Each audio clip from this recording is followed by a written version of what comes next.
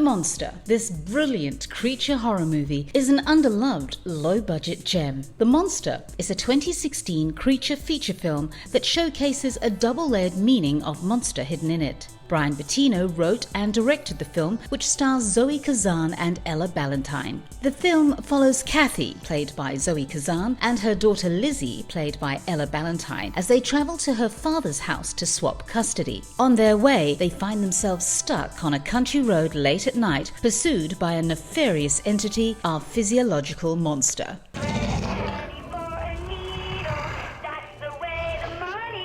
Bryan Bertino's The Monster is a brutally effective metaphor for adolescence's upheaval with all of its rebelliousness and disorientation. As they seek to manage the dramatic changes engulfing their bodies and brains, adolescents are frequently characterized in unflattering terms. Still, it can't be easy for a child dealing with an alcoholic mother and a purposely absent father. They're being pursued by a beast. The monster's malevolent scope should appeal to discriminating horror aficionados while laying a sturdy foundation for possible cult status. It is a film that does great justice to the creature feature genre while creating and addressing serious interpersonal issues amongst the mother and daughter. Before we go into our explanation, we have a very small request.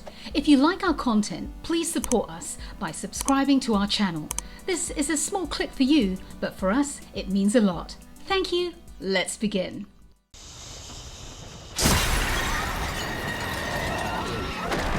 The Monster, 2016. The film shows Lizzy, Ballentine, as she starts her day by cooking herself breakfast, cleaning up the living room after Kathy's previous night binge, and constantly attempting to wake her sleepy hangover mother. Kathy is already late and is driving her adolescent daughter Lizzy to her father's residence for court proceedings. Kathy is primarily consumed with her excessive alcohol consumption, leaving Lizzy to fend for herself. Lizzy has finally decided to put a stop to all of the turmoil and move out of town to live with her father after enduring her mother's continuous outbursts and frequent binges. Kathy's addiction has destroyed her life and shattered her relationship with her daughter Lizzy. We get a devastating representation of what addiction can do to even something as pure as a mother-child attachment, mainly through flashbacks. As the writer and director Bryan Bertino has been willing to show, Kathy is a horrible human being in one of his most daring actions. This isn't just a Hollywood portrayal of a mediocre mother. Kathy has done terrible things to her child, and she does not only admit to it, but she also knows that handing over custody of her child to the birth father is a bed she created and now has to lie in. Interestingly, the movie poster's artwork is similar to that of The Babadook in 2014 with similar tones. The only difference is the order of the tones is reversed. Babadook cover has a white background with a black creature taking over the screen, anticipating the film's premise, while The Monster has a black background with a white and grey creature carved in, also foreshadowing the film's premise. Similarly, the film depicts a strained mother-child connection like The Babadook. Kathy hits a wolf with her automobile as darkness falls. However, it appears that its injuries were caused by an animal attack rather than by a car. Lizzy summons a tow truck and an ambulance because Kathy was hurt in the collision. When the tow truck arrives, Jesse, the driver, gets to work under the automobile. Lizzy detects something odd about the wolf carcass in the middle of the rain-soaked road. It appears to have been fighting something significant. Before we know it, something huge and terrible appears in the background. Then there's the poor, doomed mechanic. Kathy gets out of the car, tired of arguing with Lizzy, and looks for Jesse, but he is nowhere to be found. Unfortunately, in the woods, there's an awful beast. Jesse crawls out of the woods in anguish, but a monster thing drags him under the tow truck and consumes him before Kathy can save him, and Jesse's severed arm drops on the hood of the car all of a sudden. What lurks in the woods is a terrible creature that resembles a cross between H.R. Giger's design from Alien and something more horrifically macho and phallic. Kathy and Lizzy are forced to take refuge in their broken-down vehicle, hoping for help but fearful that they may not survive long enough for it to arrive. Kathy then understands she'll have to act as if she wants to save her daughter. This story is told in a sequence of flashbacks while the women are stuck in the car, which is the most significant part of The Monster. The film is at its most raw and cruel in these flashbacks. No evil thing in the woods can compare to these two people who should be in the most loving of relationships, cursing at each other and professing their disdain for each other in a way that is far more serious than teen angst. Of course, the symbolism of the monster in the woods that the addict must battle in order to protect her child is obvious. Some critics have criticized the picture for being too blatant in its connections, yet great horror is frequently powerfully symbolic of real-life fears and experiences. Some people also believe that the creature is the cause of Kathy's tire blowout and possibly collision with a wolf. The monster attacks the car, dragging Kathy out, attracted by the sound of music emerging from Lizzy's teddy bear. It is a gruesome and fear-inducing scene. There is an oncoming ambulance that, thankfully but only temporarily, scares it away by its lights before it can kill her. However, the creature kills the EMT team while Kathy and Lizzy cower in the ambulance. The creature attacks the ambulance after killing the EMT while Kathy tries to flee by swerving into the woods. She gets injured in the process as she starts vomiting blood and realizes that she might be bleeding internally. She knows that the bleeding will kill her soon. So, Kathy uses her lighter to find a torch and tells Lizzy her survival plan now that she knows the monster is terrified of bright light. She plans to flee into the woods where the monster will pursue her, and Lizzy will run towards the road and try to get help for herself. She tells Lizzy that she is the most important person in her life as she is overcome by emotions and regret. They can save you. That's our plan.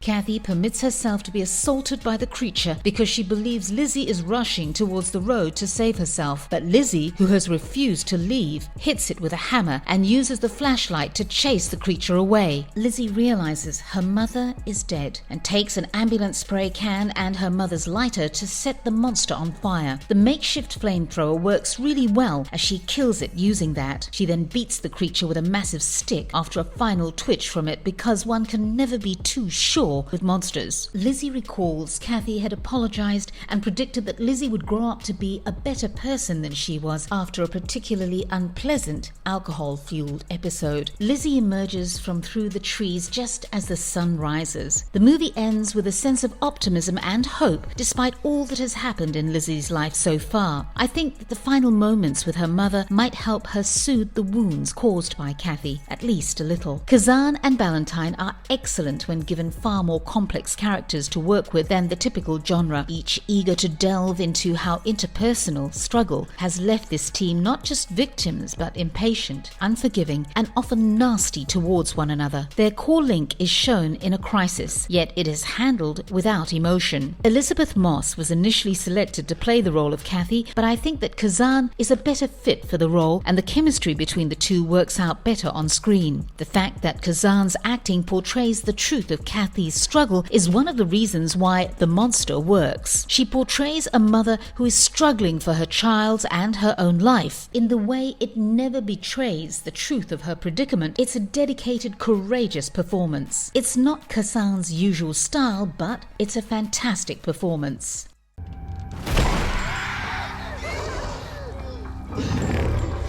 Black reptilian monster. There isn't a single explanation for what the monster is or where it originated from. Is it a supernatural occurrence? Is it possible that it's an alien? Is this some type of primordial anomaly? When confronted head-on, it's a relatively old-school, man-scaled reptile beastie that's certainly terrible enough. But, like in The Strangers, this threat is most terrifying when it remains unknown. The fact that it stays a complete riddle until the conclusion may appear to some as a plot device, and there is a certain lack of residual resonance to a monster movie in which the monster is, well, a monster with no context, purpose, or past. However, like Bertino's sleeper smash Mockingbird, this film makes a point of emphasizing its conceptual simplicity. Bertino had a vision of a monster that was not only terrifying while accurately conveying the weighty metaphor of the mother and daughter characters' dysfunctional relationship. The monster resembles a giant reptile with black scale-like skin, blank white eyes, and yellow fangs. It has long, sharp claws on its limbs. Although it is never seen flying, its arms contain what appears to be skin linked from its hands to the sides of its body,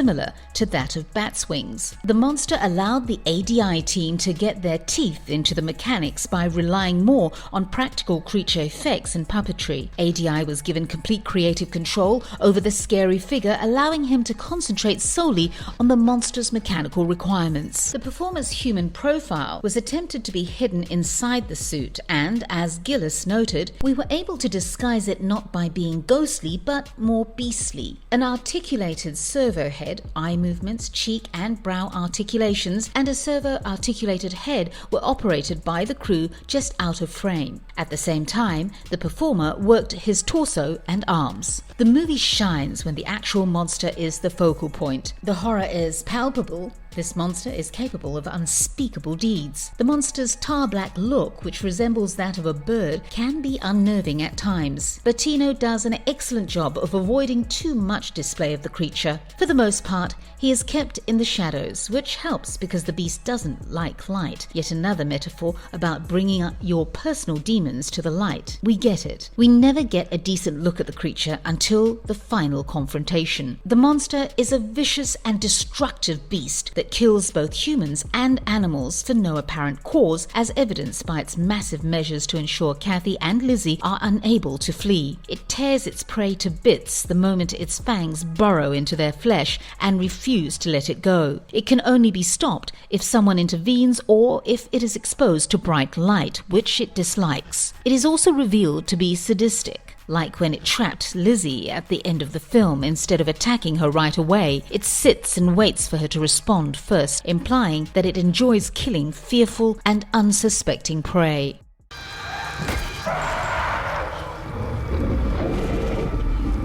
Why should you watch The Monster? If you loved Babadook, then The Monster is a must-watch for horror fans. It is a dramatic horror film that tries to tread the balance between exploring the horrors of a creature and the horrors of life with an abusive parent and impaired interpersonal relationships. The film comes with a lot of flashbacks and issues between the mother and daughter, but it does a great job of showcasing the relationship and trying to heal it at the last moment when Kathy realizes that she is going to lose Lizzy for good. Despite never being a mother for Lizzy, when her daughter's life is in danger, she comes to her senses and tries her hardest to protect her. The entire film had entrapped me completely. One could really relate to the characters, even without ever being in a life-threatening situation. Some of the moments shared between Kathy and Lizzy are so heartwarming and sweet that one sometimes forgets that there is a monster lurking nearby trying to attack them.